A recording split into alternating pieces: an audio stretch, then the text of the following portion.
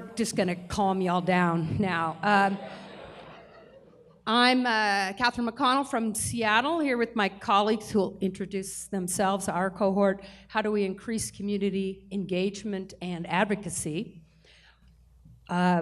This is a model used in the Action for Impact for Action, used at Advocacy Day conference, and a great tool for thinking through a plan and a problem and solutions, and why do this. So how do we increase community engagement and advocacy? First, why is this a priority?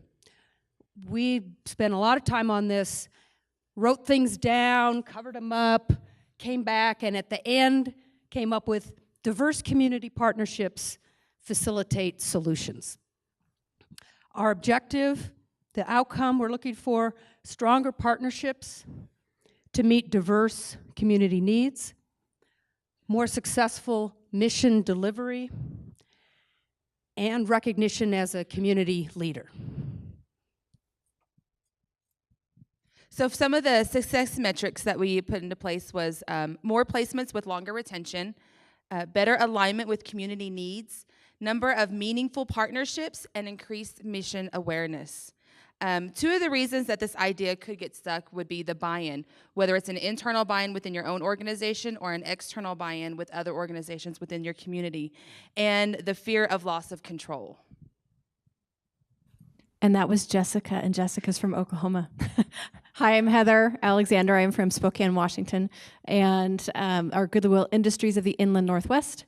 And it's been exciting for me to hear the conversations going on about engagement, because I think we are all realizing we cannot create this success on our own.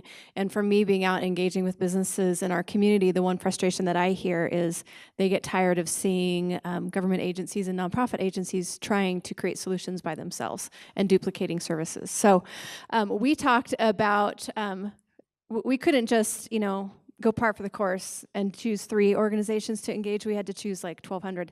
So, but there are a number of elements to this that are important for us. We have to engage the employers in our community, not just the ones that we're currently working with, but all the employers in our community.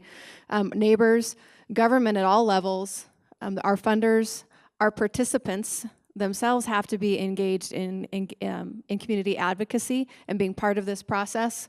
Our volunteers, schools, nonprofits, businesses, and chambers of commerce as well, including our own employees. It can't just be the marketing staff, the CEOs. It has to be the board members and employees at all levels. And our 3 wild ideas for implementation, so this is where you get flashed if you need to follow the other group, is that we are going to go convene community town hall with all levels, not just the business leaders, not just our government leaders, but inviting in our community members as well, to talk about the needs of our communities and how to strengthen those community needs. Develop an ambassador program that is for our participants and for our employees and for our board members and for senior leadership in the organization to tell the Goodwill story and to be engaged in political advocacy and engagement, and work with multiple partners to identify the training and education needs for employment and other things in our community, and develop cross-organizational program to do that. And this is a huge, wild idea, actually having a funded position to manage this. Hi, I'm Gabby. So the 5 most important implementation steps to consider when trying to meet these objectives that we have identified are listed here below. The first being training for advocacy. So that includes training participants on how to advocate for themselves. That kind of ties back to the ambassador program, as well as training frontline employees and really all employees on how to be an advocate for Goodwill. Number 2 is conducting a community needs assessment and doing that regularly, not just once and calling it good, but doing that every 3 to 5 years or whatever the recommendation is. And also to monitor that to make sure that your programs are aligning with the needs of the community. Number 3 is to develop and create a plan for community engagement and advocacy. Number 4 is cataloging existing relationships and those who aren't at the table. So basically having some type of CRM, there we go, to monitor which businesses you are coming into contact with so that there's not duplicated efforts or efforts that are negated because an employer is frustrated by several people contacting them at once.